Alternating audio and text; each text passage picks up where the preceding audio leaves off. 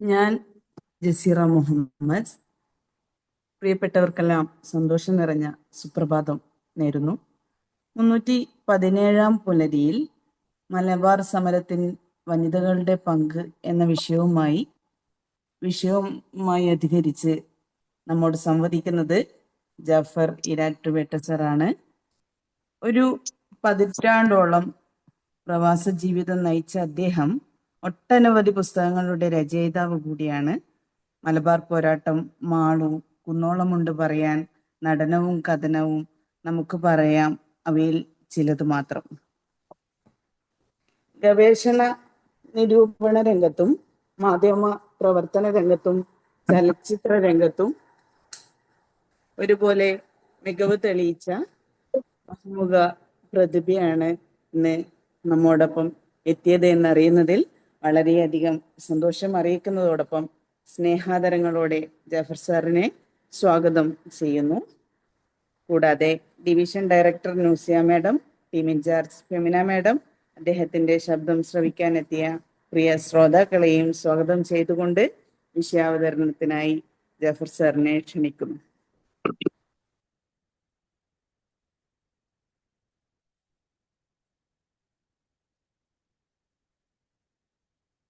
പ്രിയപ്പെട്ട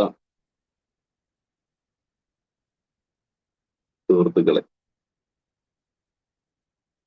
ശബ്ദം കേൾക്കുന്നുണ്ട് എന്ന് വിചാരിക്കുന്നു.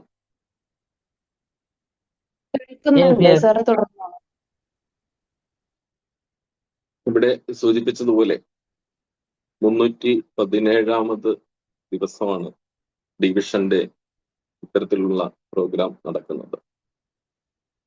ഈ പ്രോഗ്രാമിലേക്ക് എന്നെയും കൂടി ഉൾപ്പെടുത്തിയതിൽ ഞാൻ ആദ്യം തന്നെ സംഘാടകർക്ക് നന്ദി രേഖപ്പെടുത്തുന്നു. അതോടൊപ്പം തന്നെ എല്ലാവർക്കും ഒരു നല്ല ദിനവും ആശംസിച്ചുകൊണ്ട് തുടങ്ങുകയാണ്.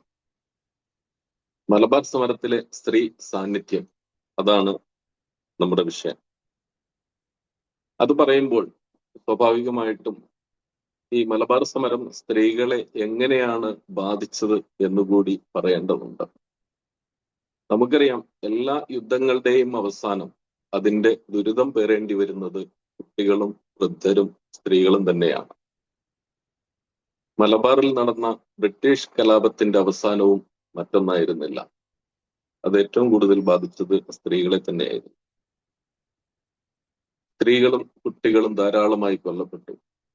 അനേകം കുട്ടികൾ അനാഥകളായി മാറി. പോരാളികൾക്ക് ചോറും കറിയും വെച്ചു കൊടുക്കാനും അവർക്ക് വേണ്ട സഹായം ചെയ്തു കൊടുക്കാനും ആരും ഉണ്ടാവരുത് എന്നതായിരുന്നു ബ്രിട്ടീഷുകാരുടെ പ്ലാൻ. മലപ്പുറം മേൽമുറിയിൽ തന്നെ 1000-ലധികം പേരാണ് കൊല്ലപ്പെട്ടത് ഒരു സമരത്തിൽ, നിഷ്കരണം വെടിവെച്ചു കൊന്നത്. അവിടെയൊക്കെ അവശേഷിച്ചത് സ്ത്രീകൾ മാത്രമാണ്. പിന്നീട് സമരത്തിന്റെ കാലഘട്ടം അവസാനിച്ചതോടുകൂടി, അതായത് 1921 22 വാര്യംകുന്നത്ത് കുഞ്ഞഹമ്മദ് ഹാജി പിടിക്കപ്പെട്ടതോടുകൂടി സമരം അവസാനിച്ചു. പക്ഷേ സ്ത്രീകളെ സംബന്ധിച്ചിടത്തോളം ഏറ്റവും വലിയ ദുരിതത്തിന്റെ നാളുകളും അവിടെ തുടങ്ങുകയായിരുന്നു. അക്രമവും അരാജകത്വവും കൊടികുത്തിവാണ്. കൊള്ളക്കാരും സ്ത്രീ പീഡനക്കാരും യഥേഷ്ടം വിഹരിക്കുകയായിരുന്നു. ആ സമയത്ത് സമരത്തിലുണ്ടായിരുന്ന മുഴുവൻ ആൾക്കാരും കൊല്ലപ്പെട്ടു, അല്ലെങ്കിൽ നാടുകടത്തി, അതുമല്ലെങ്കിൽ ബാക്കി വന്ന പോരാളികൾ വിവിധ നാടുകളിലേക്ക് കുടിയേറി. അവിടെ ആണുങ്ങൾ ആരും ഇല്ലാതായി. അവരുടെ അസ്തിത്വം തന്നെ നഷ്ടപ്പെട്ട അവസ്ഥയിലേക്ക് കാര്യങ്ങൾ പോയി. വയനാട്ടിലും ഗൂഡല്ലൂരിലും ഒക്കെയുള്ള തേയിലത്തോട്ടങ്ങളിലേക്ക് അവർ തൊഴിലന്വേഷിച്ചു പോയി. കോലാറിലും സിംഗപ്പൂരിലുമൊക്കെ തട്ടിപ്പിനിരയായി എത്തിയ സ്ത്രീകളുമുണ്ട്. മാനം കാക്കാനുള്ള ശ്രമം പരാജയപ്പെട്ട് നിരവധി സ്ത്രീകളുടെ ശരീരം പീഡിപ്പിക്കപ്പെടുകയും തെരുവിലേക്ക് തള്ളപ്പെടുകയും ചെയ്തു. അവർക്ക് പിന്നീട് ആത്മഹത്യ ചെയ്യല്ലാതെ മറ്റു വഴിയില്ലായിരുന്നു. വീടുകളിലും വയലുകളിലും ഒക്കെ സ്ത്രീകൾ മരിച്ചു കിടക്കുന്ന കാഴ്ച ഹൃദയഭേദകമായിരുന്ന കാലത്ത്. അവർ മരിച്ചാണ് കിടക്കുന്നതെന്ന് പോലും അറിയാതെ പിഞ്ചു കുഞ്ഞുങ്ങൾ പാല് കുടിക്കുന്നതിന് വേണ്ടി മാറത്ത് പരതുന്ന കാഴ്ചയും അക്കാലത്ത് നിരവധി ഉണ്ടായിട്ടുണ്ട്. ആത്മാഭിമാനത്തോടു കൂടി തന്നെ പോരാട്ടത്തിൽ പങ്കെടുത്ത ഹിന്ദു മുസ്ലിം കുടുംബങ്ങളെല്ലാം കൊല്ലപ്പെട്ടും നാടുവിട്ടും വിവിധ സ്ഥലങ്ങളിൽ ഒറ്റപ്പെട്ടു പോവുകയായിരുന്നു അക്കാലത്തുണ്ടായിരുന്നത്. ജീവനോടെ എവിടെയെങ്കിലും എത്തിപ്പെട്ടവരെ ഭയവും അരക്ഷിതാവസ്ഥയും പിടികൂടി. കാരണം അവർ മലബാറിൽ നിന്നാണ് വരുന്നത്, മലബാർ സമരത്തിൽ പങ്കെടുത്തവരുടെ വനിതകളാണ് എന്നൊക്കെ പറഞ്ഞാൽ അവരെ അവിടെയും ജീവിക്കാൻ അനുവദിക്കാത്ത ഒരവസ്ഥ ഉണ്ടായിരുന്നു. ചുരുക്കത്തിൽ മലയാള രാജ്യം ലോകത്ത് സ്ഥാനം പിടിച്ചപ്പോൾ മലബാറിൽ സ്ത്രീത്വത്തിന്റെ മരണഭൂമിയും ആയി മാറുകയായി എന്ന് വേണമെങ്കിൽ പറയാം. എങ്കിലും ആ പ്രശ്നങ്ങള് ഒന്ന് ഇരുട്ടി വെളുത്തപ്പോൾ, അല്ലെങ്കിൽ കുറച്ചു നാൾ മുന്നോട്ട് പോയപ്പോൾ, ഭയാശങ്കയുടെ ആലസ്യത്തിൽ നിന്ന് സ്ത്രീകൾ സ്വയം ഉയർത്തെഴുന്നേറ്റ് വന്നു. ചത്തൊടുങ്ങുന്നതിനും പിച്ചി ചിന്തപ്പെടുന്നതിനും അല്ല, തങ്ങളുടെ പ്രാണനേക്കാൾ വിലപ്പെട്ട പിതാക്കന്മാരും ഭർത്താക്കന്മാരും സഹോദരങ്ങളും ഒക്കെ ജീവൻ നഷ്ടപ്പെടുത്തിയെന്നും ജയിലിലായതെന്നുമുള്ള തിരിച്ചറിവ് അവരെ യാഥാർത്ഥ്യത്തിലേക്ക് തിരിച്ചു വരാൻ പ്രേരിപ്പിക്കുകയായിരുന്നു. സത്യത്തിൽ എന്തിനായിരുന്നു മലബാർ സമരം നടന്നത്? മലബാറിൽ ബ്രിട്ടീഷുകാർ ഇത്രയധികം, കാരണം ബ്രിട്ടീഷിന്റെ ഭരണം ഇന്ത്യയിൽ പല ഭാഗത്തും ഉണ്ടായിട്ടുണ്ട്. കേരളത്തിൽ തിരുവിതാംകൂർ ഉൾപ്പെടെയുള്ള സ്ഥലങ്ങളിലൊക്കെ ഉണ്ടായിട്ടുണ്ട്. പക്ഷേ ഇത്രയധികം അക്രമവും അരാജകത്വവും ഒക്കെ ഉണ്ടായത് മലബാർ ദേശത്തായിരുന്നു. അതെന്താണെന്നുള്ളത് സത്യത്തിൽ അവർ കൊള്ളയും അക്രമവുമാണ് മലബാറിൽ നടത്തിയത്. എന്തൊക്കെയാണ് കൊള്ള ചെയ്തതെന്ന് ചോദിച്ചാൽ നമുക്കറിയാം. നമ്മൾ വിചാരിക്കും അവർ കൊള്ളയടിച്ച സ്വർണവും മറ്റു വില പിടിച്ച സാധനമൊക്കെ ആയിരിക്കും. ഇങ്ങനെയല്ല. ഒരൊറ്റ നോട്ടത്തിൽ പറഞ്ഞാൽ കല്ലായിപ്പുഴയിലുള്ള വെള്ളാരങ്കല്ല് മുതൽ നിലമ്പൂരിലെ അതിവിലപിടിപ്പുള്ള തേക്ക് വരെ എന്തെല്ലാം ഉണ്ടോ അത് മുഴുവൻ കൊള്ളയടിക്കുകയും അതിനെതിരെ പ്രതികരിച്ചവരെ ആക്രമിക്കുകയും ചെയ്തിട്ടുണ്ട്. ഇതാണ് സംഭവിച്ചത്. സ്ത്രീകൾ എന്തിനായിരുന്നു ആ സമരത്തിൽ? സ്ത്രീകളുടെ പങ്ക് എന്താണ്? നമ്മുടെ വിഷയം അതാണല്ലോ. സ്ത്രീകൾ എങ്ങനെയാണ് ഈ സമരത്തിൽ ഭാഗമാക്കാറ്? അവർ മുൻകൂട്ടി പ്ലാൻ ചെയ്തിട്ട് ബ്രിട്ടീഷിനെതിരെ പോരടിക്കണം എന്ന ഒരു തയ്യാറെടുപ്പിൽ വന്നതൊന്നുമല്ല. പോരാളികളുടെ, ബ്രിട്ടീഷിനെതിരെ സമരം ചെയ്യുന്ന പോരാളികളുടെ ഭാര്യമാരെ കൊല്ലാക്കൊല ചെയ്യുന്ന ഒരു സമീപനമായിരുന്നു ഉണ്ടായിരുന്നത്. അവരെ ബലാത്സംഗം ചെയ്യുക, ഭർത്താവിന്റെ മുന്നിൽ വിവസ്ത്രയാക്കുക, കുട്ടികളെ വഴിയരികിലെ മരത്തിൽ കെട്ടിത്തൂക്കുക, വയസ്സായ പിതാക്കന്മാരെ തുണിയില്ലാതെ തലകീഴായി കെട്ടിത്തൂക്കുക, കൈക്കുഞ്ഞുങ്ങളെ പൊട്ടക്കിണറ്റിലേക്ക് വലിച്ചെറിയുക. ഇങ്ങനെ നിരവധി അവർക്ക് എന്തെല്ലാം ചെയ്യാൻ സാധിക്കുമോ, അവരുടെ ഭർത്താക്കന്മാർ സമരത്തിൽ പങ്കാളിയായതിന്റെ പേരിൽ സ്ത്രീകളെ നിരാശരാക്കുന്നതിനും കുറ്റക്കാരാക്കുന്നതിനും സ്വയം അതിൽ നിന്ന് പിന്മാറുന്നതിന് പ്രേരിപ്പിക്കുന്നതിനും വേണ്ടി ബ്രിട്ടീഷുകാർക്ക് എന്തെല്ലാം ചെയ്യാൻ സാധിച്ചോ അത് മുഴുവൻ അവർ ചെയ്തുകൊണ്ടിരുന്നു. ഭക്ഷണം കൊടുക്കുന്നത് പോലും, വിപ്ലവകാരികൾക്ക് ഭക്ഷണം കൊടുക്കുന്നത് പോലും വലിയ രാജ്യദ്രോഹമായും കുറ്റകരമായും ബ്രിട്ടീഷ് ഗവൺമെന്റ് പ്രഖ്യാപിച്ചു. പട്ടാളക്കാര് അതിനെതിരെ നടപടി സ്വീകരിക്കുകയും ചെയ്തിരുന്നു. ഇതിനൊക്കെ ഈ ഇത്തരം കിരാതമായ അക്രമങ്ങൾക്കെതിരെ രംഗത്ത് വന്ന ഒരു പറ്റം സ്ത്രീകൾ, അതായത് ഏറനാടിന്റെ മാനം കാത്ത മാപ്പിളപ്പെണ്ണുങ്ങൾ എന്ന് തന്നെ പറയും. ഇങ്ങനെ കുറെ വനിതകൾ ഉണ്ടായിരുന്നു. അതിൽ വളരെ കുറഞ്ഞ ആൾക്കാരെ മാത്രം നമുക്കൊന്ന് പരിചയപ്പെടാം. 1984 വെള്ളക്കാർക്കെതിരെ സമരം ചെയ്യാൻ വേണ്ടി ഓയാമു ഹാജി എന്ന് പറയുന്ന കരുവാരക്കുണ്ടുകാരൻ പുറപ്പെടുന്നത്. അദ്ദേഹം പുറപ്പെടുമ്പോൾ അദ്ദേഹത്തിന്റെ ഭാര്യ പ്രസവിക്കാൻ അടുത്ത് നിൽക്കുന്ന ഒരു സമയമാണ്. പക്ഷേ അദ്ദേഹത്തിന് അറിയാം, ഭാര്യയുടെ പ്രസവവും ഒക്കെ ആയിട്ട് ഇവിടെ നിന്നാൽ തന്നെ ബ്രിട്ടീഷിനെതിരെ പോരാടാൻ ആവശ്യമുണ്ട്, അവരോടൊപ്പം ചേരേണ്ടതുണ്ട് എന്ന് മനസ്സിലാക്കിക്കൊണ്ട് അദ്ദേഹം യാത്ര പുറപ്പെടുന്ന സമയത്ത് പൂർണ്ണ ഗർഭിണിയായ തന്റെ ഭാര്യയോട് അദ്ദേഹം യാത്ര ചോദിക്കുമ്പോൾ, സാധാരണ നമ്മളൊക്കെ നമ്മുടെ ഭാര്യമാരോ നമ്മുടെ സ്ത്രീകളൊക്കെ എന്താണ് ചെയ്യുന്നത്?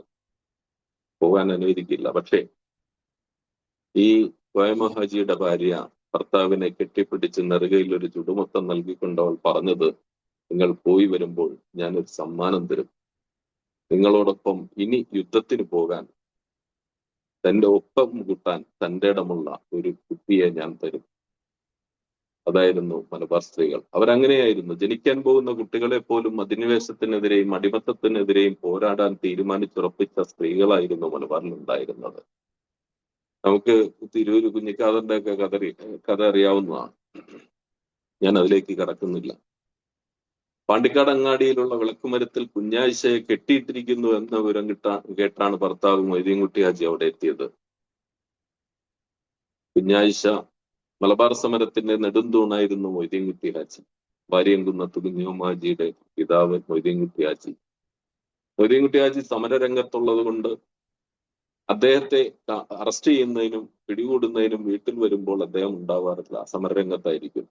പകരം പിടിച്ചുകൊണ്ടുപോകുന്ന അദ്ദേഹത്തിന്റെ ഭാര്യയാണ് കുഞ്ഞായിശ. ഈ കുഞ്ഞായിശയെ പലപ്പോഴും പോലീസ് സ്റ്റേഷനിലും ഒക്കെ വിളിച്ചു വരുത്തി പീഡിപ്പിക്കാറുണ്ടായിരുന്നു, ആക്രമിക്കാറുണ്ടായിരുന്നു.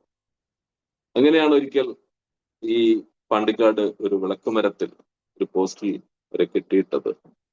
ഇത് കണ്ട് മൊയ്തീൻകുട്ടി ഹാജി ഇതറിഞ്ഞ് അവിടെ എത്തി കുഞ്ഞായിശയെ സമാധാനിപ്പിക്കുമ്പോൾ ആയിഷ പറഞ്ഞത്, രാജ്യത്തിന് വേണ്ടി മരിച്ചാൽ സ്വർഗമാണെന്ന് നിങ്ങൾ തന്നെയല്ലേ പറയുന്നത്, ഞങ്ങൾക്കും വേണ്ടേ ആ സ്വർഗം എന്നാണ് കുഞ്ഞായിശ പറയുന്നത്.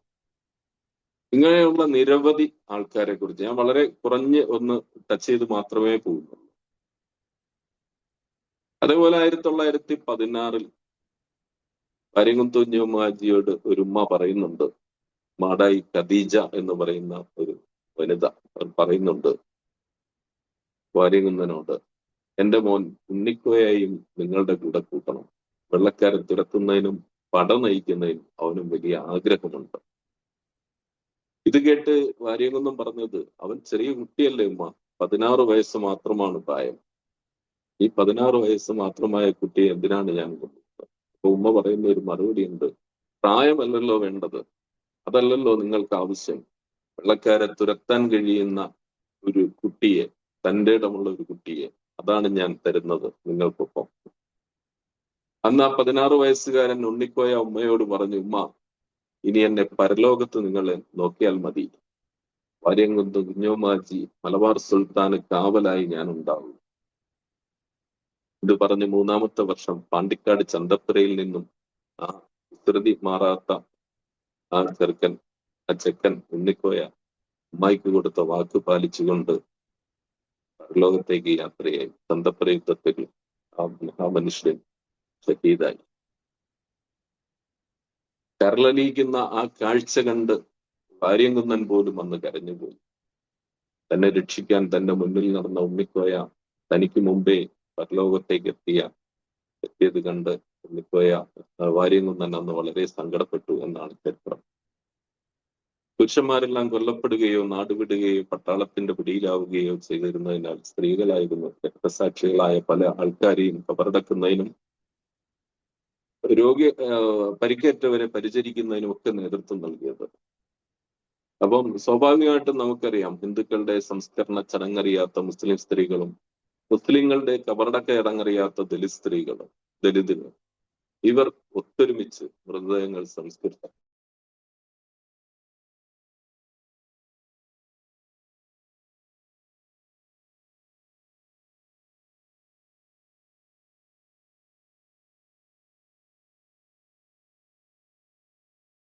അവർക്ക് അറിയില്ല എങ്ങനെ അടക്കണമെന്ന്. പക്ഷേ മൃതദേഹത്തെ അങ്ങനെ ഇടാനും പറ്റില്ലല്ലോ. അതുകൊണ്ട് സ്വാഭാവികമായും അങ്ങനെ ആ പറ്റുന്ന രീതിയിൽ അവർ ചെയ്തു. 2 അടി 3 അടി താഴ്ചയിലുള്ള ഖബറിലൊക്കെ മൃതദേഹം അടക്കപ്പെട്ടിട്ടുണ്ട് എന്ന് പറയപ്പെടുന്നു. മലപ്പുറത്ത് പല പ്രദേശങ്ങളിലും അങ്ങനെ കാണാം. പല ആൾക്കാരും യാത്ര പറയുന്നത് തന്നെ സ്വർഗത്തിൽ കാണാമെന്ന് പറഞ്ഞുകൊണ്ടാണ് മധുര പലഹാരവും നൽകി തങ്ങളുടെ പ്രിയപ്പെട്ടവരെ യാത്രയാക്കിയത്. അവർ തന്നെ അവർക്കുള്ള കുഴിമാടവും ഒരുക്കിയത് വിറയാർന്ന കരങ്ങളോടെ ആയിരുന്നില്ല, മറിച്ച് ആർജവമുള്ള ദേശസ്നേഹികളായി തന്നെയായിരുന്നു. പൂക്കോട്ടൂർ യുദ്ധത്തിൽ നമുക്കറിയാം, മരണപ്പെട്ട പോരാളികളിൽ ഒരാൾ പുരുഷവേഷം ധരിച്ച സ്ത്രീ ആയിരുന്നു എന്ന് കബറടക്ക സമയത്താണ് തിരിച്ചറിയുന്നത്. മലബാർ പോരാട്ടത്തിൽ സ്ത്രീകളുടെ പങ്ക് എടുത്തു കാണിക്കുന്നതായിരുന്നു അത്. അവർ കുഞ്ഞാലിമരക്കാരുടെ പരമ്പരയിൽ പെട്ടതാണെന്നും വെള്ളക്കാരോട് ഏറ്റുമുട്ടി രക്തസാക്ഷിയാവുന്നതിന് തലശ്ശേരിയിൽ നിന്ന് വന്നതാണെന്നൊക്കെ പറയപ്പെടുന്നു. ഏതായാലും ആ വനിത ആരായിരുന്നു എന്നോ അവരുടെ പേരോ അഡ്രസ്സോ ഒന്നും നമുക്ക് ഇന്നും ലഭിച്ചിട്ടില്ല. പുളിക്കൽ പുത്തുപാടത്തുള്ള കുട്ടിയസന്റെ കഥ, അത് ഒരുപക്ഷെ നിങ്ങൾക്കെല്ലാം അറിയാം. പുളിക്കൽ പ്രദേശത്തുള്ള ആൾക്കാർക്കെല്ലാം അറിയാം. കുട്ടി ഹസന്റെയും ഉമ്മാച്ചി എന്ന് പറയുന്ന അദ്ദേഹത്തിന്റെ ഭാര്യയുടെയും നിക്കാഹ് കഴിഞ്ഞ് മണിക്കൂറുകൾ കഴിഞ്ഞപ്പോഴാണ് പട്ടാളം അവിടെ എത്തുന്നത്.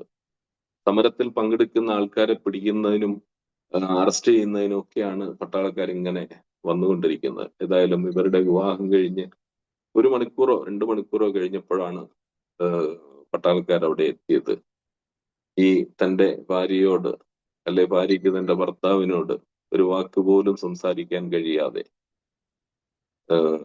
മണിക്കൂർ മാത്രം പിന്നിട്ടപ്പോൾ പട്ടാളം പാഞ്ഞെത്തുകയും ഈ ജന്മനാടിന്റെ സ്വാതന്ത്ര്യത്തിനായി തന്റെ ജീവനും സമ്പത്തും സമർപ്പിക്കാൻ തുനിഞ്ഞിറങ്ങിയ തങ്ങളുടെ നേതാവ് വാര്യങ്കുന്നത്ത് കുഞ്ഞമ്മൂമ്മച്ചിയെ കാണിച്ചു കൊടുക്കണം എന്നാവശ്യപ്പെട്ടുകൊണ്ട് പിടിച്ച് ഈ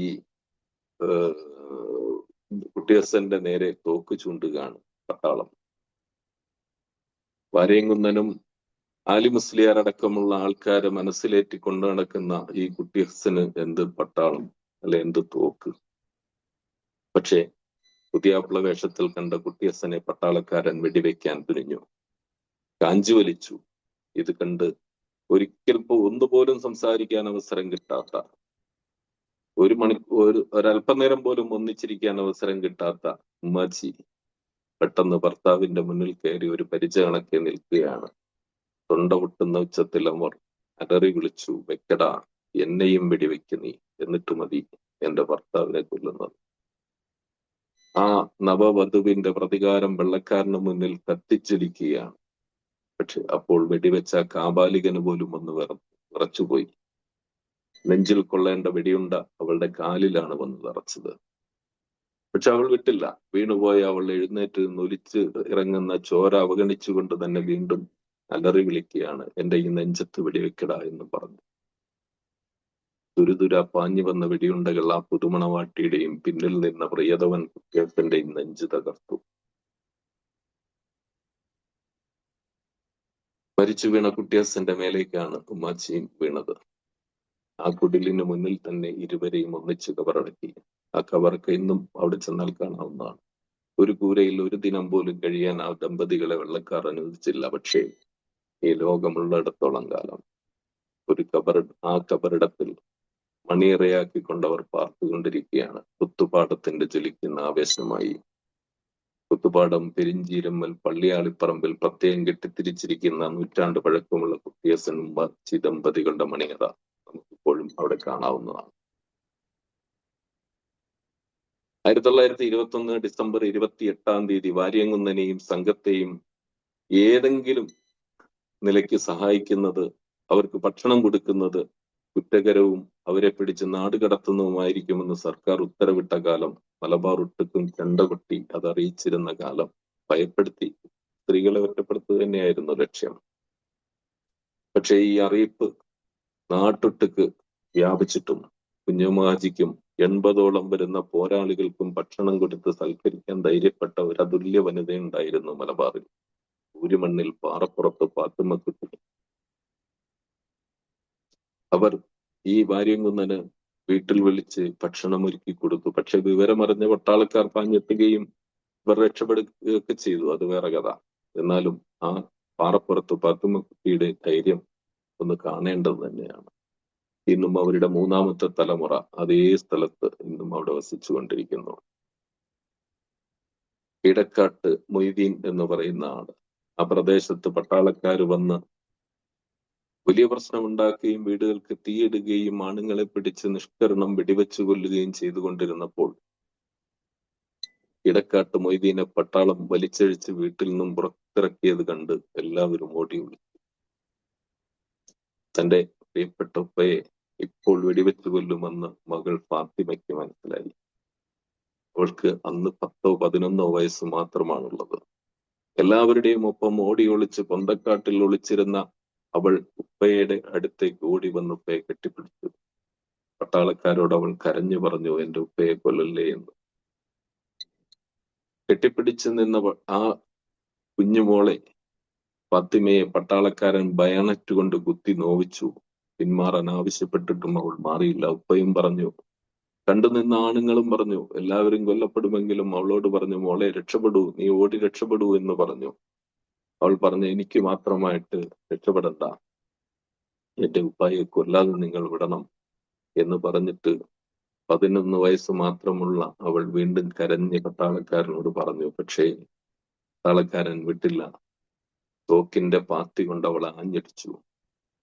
പിടിവിട്ട് ദൂരെ തെറിച്ചു വീണ അവൾ പൊട്ടിയൊലിക്കുന്ന രക്തത്തോടെ തിരിച്ച് വീണ്ടും ഓടിയെത്തി ഉപ്പയെ കെട്ടിപ്പിടിക്കുകയാണ്. എത്ര ശ്രമിച്ചിട്ടും പിടിവിടാതെ നിന്ന അവളുടെ നെഞ്ചകം പിളർത്തിയ ഒരു വെടിയുണ്ട പാഞ്ഞുപോയി.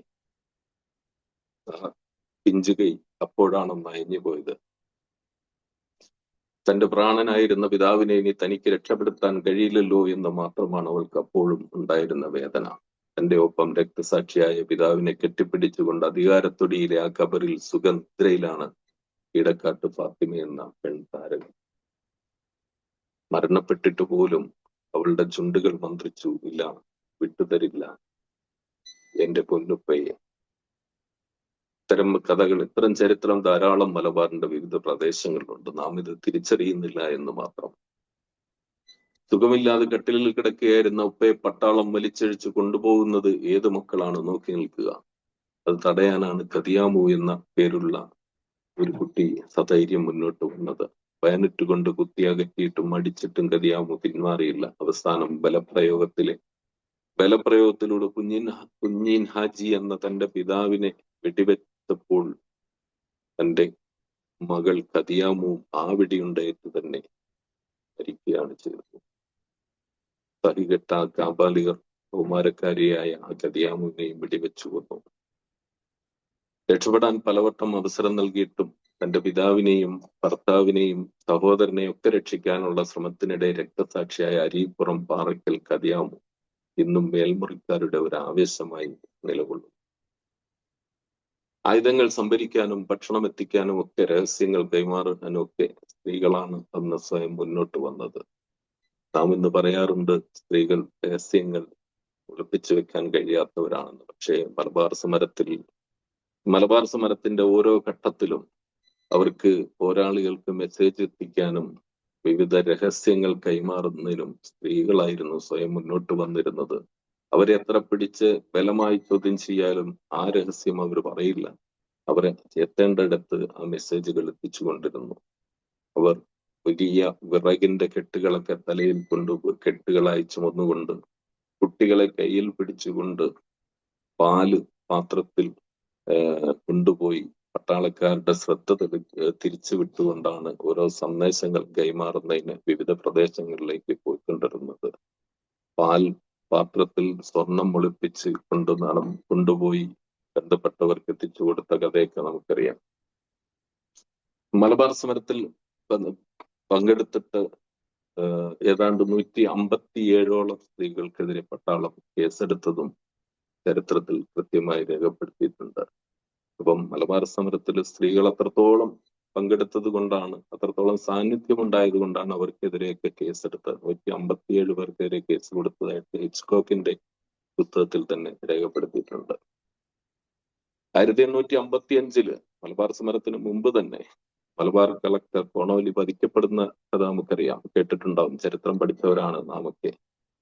അതില് 164 പേർക്കെതിരെ കേസെടുത്തത് അതിൽ 2ാം പ്രതി ഒരു സ്ത്രീയായിരുന്നു എന്നുള്ളത് ആശ്ചര്യജനകമാണ്. അതോടൊപ്പം തന്നെ 164 പേരിൽ പല സ്ത്രീകളും ഉണ്ടായിരുന്നു. അതില് 2 സ്ത്രീകൾ ഗർഭിണികളായിരുന്നു. അവർ പ്രസവിച്ചതും ജയിലിലായിരുന്നു എന്നതൊക്കെ സ്ത്രീകളുടെ തന്റെ ഇടവും അവരുടെ ആവേശവും മലബാർ സമരത്തിൽ അവർ എത്രത്തോളം പ്രാധാന്യം നൽകിയിരുന്നു എന്നൊക്കെ മനസ്സിലാക്കാവുന്നതാണ്. കോനോലി സാഹിബിനെ വധിക്കുന്നതിന് എല്ലാവിധ ഒത്താശകളും ചെയ്തു കൊടുക്കുകയും ധാരാളം യാത്ര ചെയ്യുകയും ചെയ്തതിനാണ് മമ്പുറത്ത് ബീവിയെ 2ാം പ്രതിയാക്കി കേസെടുത്തത്. മമ്പുറം തങ്ങൾ കുടുംബത്തിൽ നിന്നൊക്കെ അധിനിവേശത്തിനെതിരെ നമ്മൾ കരുതുന്നത് കറുത്ത പർദ്ദയും ഇട്ട് വീടിന്റെ അകത്തളങ്ങളിൽ ഒതുങ്ങിക്കഴിഞ്ഞു കൂടുന്ന ആൾക്കാരാണ് ഈ മമ്പുറം സ്ത്രീകൾ എന്നൊക്കെ തങ്ങന്മാരുടെ കുടുംബം എന്നൊക്കെയാണ് മനസ്സിലാക്കുന്നത്. പക്ഷേ മലബാർ സമരത്തിൽ അവരുടെയൊക്കെ സാന്നിധ്യം വളരെ ശക്തമായിരുന്നു എന്നത് എടുത്തു പറയേണ്ട കാര്യം തന്നെയാണ്. അതേപോലെ ഒരു മലബാർ സമരത്ത് നയിച്ച ഒരു സംഘത്തിന് ഭക്ഷണം ഉണ്ടാക്കി കൊടുത്തു എന്നതിന്റെ പേരിലാണ് കുഞ്ഞിനിയിൽ കുഞ്ഞിപ്പാത്തുമ്മ എന്ന സ്ത്രീയെ പട്ടാളം അറസ്റ്റ് ചെയ്ത് ജയിലിലാക്കിയത്. മാളവിജമ്മയ്ക്കും മറ്റും ഊരുവിലക്കുണ്ടായതൊക്കെ നമുക്കറിയാം. മാളവിജമ്മ പ്രത്യേകം എടുത്തു പറയേണ്ട, അത് മാത്രം ഒരു വിഷയമായതുകൊണ്ട് ഞാൻ അത് കൂടുതൽ ഇവിടെ പ്രതിപാദിക്കുന്നില്ല. വാര്യംകുന്നത്ത് കുഞ്ഞമ്മാജിയുടെ ഭാര്യയായിരുന്നു മാളവിജമ്മ. കേൾക്കുമ്പോൾ തന്നെ നമുക്കറിയാം ആരായിരുന്നു മാളവിജമ്മ എന്നുള്ളത്. ബ്രിട്ടീഷ് സാമ്രാജ്യത്തിന്റെ അധികാരത്തിന്റെയും അഹങ്കാരത്തിന്റെയും നെറുകയിൽ പിടിച്ച് വെള്ളക്കാരന്റെ ഉറക്കം കെടുത്തിയ വാര്യംകുന്നത്ത് കുഞ്ഞമ്മാജിയുടെ പ്രചോദനവും ആത്മവീര്യവുമായി വർദ്ധിച്ച ഒരു സ്ത്രീയായിരുന്നു മാളവിജമ്മ. മാളു എന്ന ധീരവനിത. മാളുവിനെ പിടികൂടുന്നതിന് വേണ്ടി മാത്രമായിട്ടൊരു പട്ടാള ബറ്റാലിയൻ കരുവാരക്കുണ്ടിലേക്ക് കടന്നു വന്നതും ചരിത്രത്തിൽ രേഖപ്പെടുത്തിയിട്ടുണ്ട്. അത്രമാത്രം ധീര വനിതയായിരുന്നു അവർ. അതേപോലെ തന്നെ ഈ മാളവിജമ്മയെയും അവരുടെ സുൽത്താൻ വാര്യംകുന്നനെയൊക്കെ ജീവനക്കാളേറെ സ്നേഹിച്ച ഒട്ടനവധി ആൾക്കാർ ആ പ്രദേശങ്ങളിൽ വേറെ ഉണ്ടായിരുന്നു.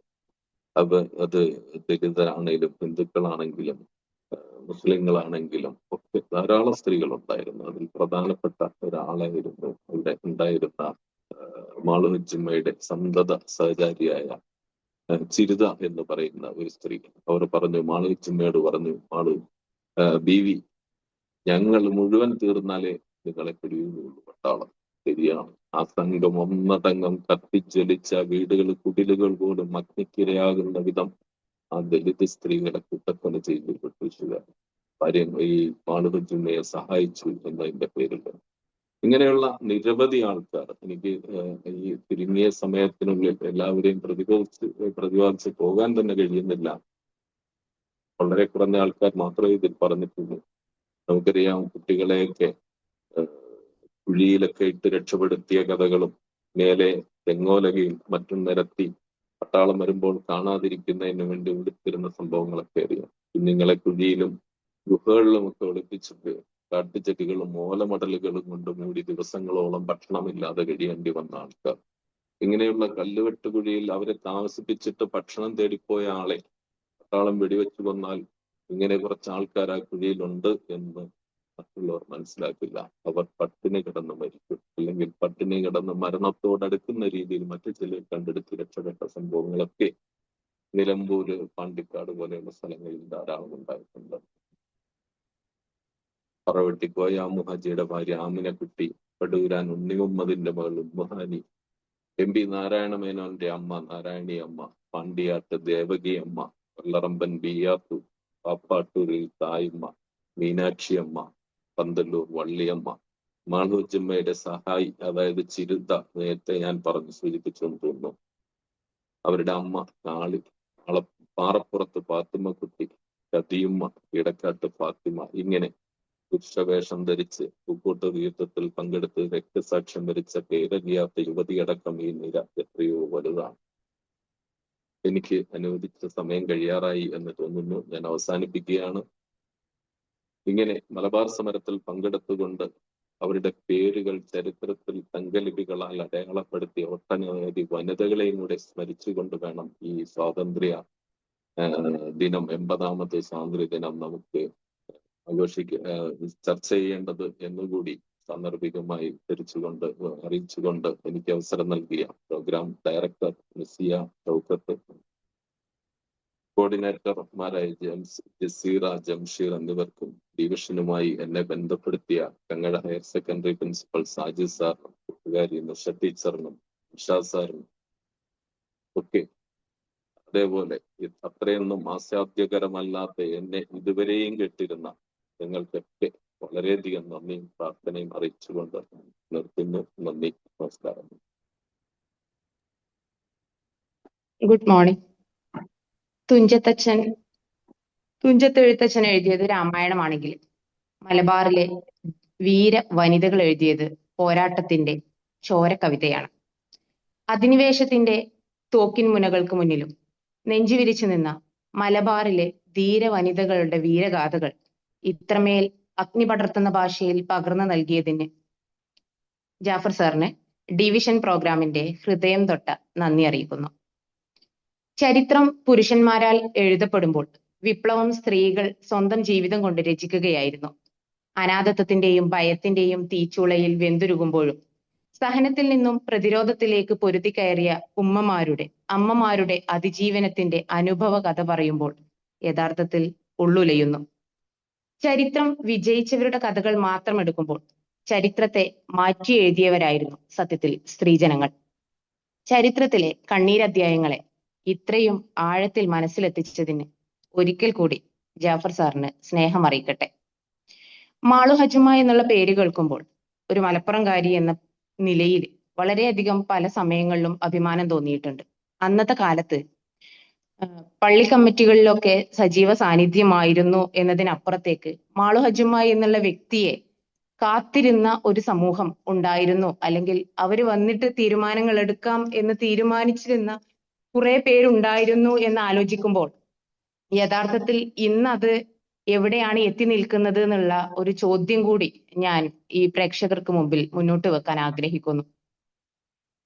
സോപാന സംഗീത കുലപതി ഞെരളത്ത് രാമപൊതുവാൾ അന്തരിക്കുകയും അതിന് ഒരു 12 വർഷങ്ങൾക്ക് ശേഷവും സർക്കാർ അദ്ദേഹത്തിന് അർഹിക്കുന്ന ഒരു അംഗീകാരമോ ഒരു സ്മാരകമോ പോലും നൽകിയില്ല എന്ന് പറഞ്ഞിട്ട് അതിനെതിരെ പ്രതിഷേധിക്കുകയും അതിനെതിരെ തന്നെ സ്വന്തമായിട്ടുള്ള വീടും ഭൂമിയും ഒക്കെ നൽകി ഒരു സ്മാരകം പണിയാൻ ആ ഞെരളത്ത് രാമപൊതുവാളിന്റെ നാട്ടുകാരിയായിട്ടുള്ള ഒരു കല്യാണിയമ്മ രംഗത്തെത്തുകയും അന്ന് അത് വളരെയധികം വിവാദമാവുകയൊക്കെ ചെയ്തു. ആ അമ്മ 2 ദിവസം മുമ്പാണ് ഈ ഭൂമിയിൽ നിന്ന് വിട പറഞ്ഞത് എന്നുകൂടി സാന്ദർഭികമായി ഓർമ്മിപ്പിക്കട്ടെ. ഈ പ്രോഗ്രാമിന്റെ ഡയറക്ടർ നൂസിയ മാഡം ഉൾപ്പെടുന്ന ഡിവിഷൻ ടീം അംഗങ്ങൾക്കും ജാഫർ സാറിനെ ഈ ഡിവിഷൻ പ്രോഗ്രാമിലേക്ക് സമ്മാനിച്ച കോട്ടയത്തെ സിജി എഡ്യൂക്കേറ്റർ കൂടിയായിട്ടുള്ള സാജിദ് സാറിനും സ്നേഹം അറിയിക്കുന്നു. അതുപോലെ ആവേശത്തോടെയും ഏകാഗ്രതയോടെയും ഈ ചരിത്ര നിമിഷങ്ങൾക്ക് സാക്ഷ്യം വഹിച്ച ഭൂതകാലത്തിന്റെ കനലുകൾ മനസ്സിലേറ്റിയ പ്രിയ ശ്രോതാക്കൾക്കും നന്ദി അറിയിച്ചുകൊണ്ട് ഇന്ന് വാക്കുകളുടെ വിപ്ലവം മനസ്സിൽ കൊരുത്തിട്ട ആത്മാഭിമാനത്തോടെ തൽക്കാലം ഇന്നത്തേക്ക് വിടാം. Thank you all.